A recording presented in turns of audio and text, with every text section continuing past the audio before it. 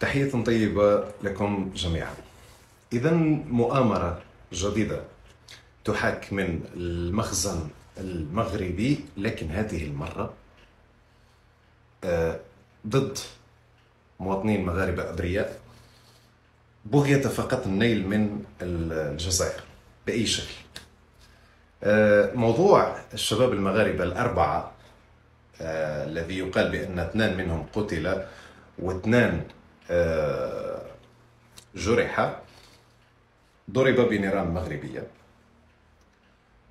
برصاصات مغربية، لا علاقة للجزائر لا من قريب ولا من بعيد بهذا التمثيلية الهزيلة، بهذا السيناريو. للأسف شوف وين وصلوا،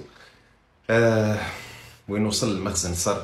وصل لمرحلة أنه صار يضحي بمواطنيه فقط من أجل النيل من الجزائر، ومحاولة تشويه الجزائر وشيطنة الجزائر وإظهار الجزائر في صورة يراها فقط هو في مخيلته. أولا، الجزائر دولة قانون، دولة مؤسسات.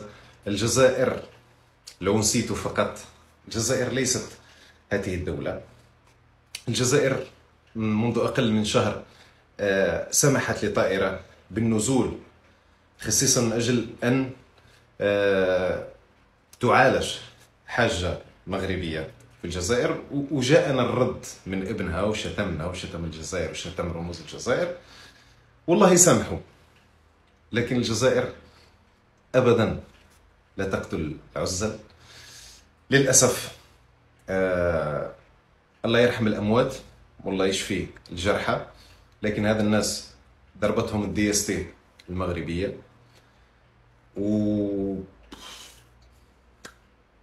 الله يهديكم، الله يهديكم. وللأسف للمرة المليون نرى بأنه الروح نتاع المواطن المغربي ما عندها حتى قيمة عند المخزن، ومجناهم الجزائر. المهم الجزائر، فحبيت نقول هذا الكلام فقط، وشكرا.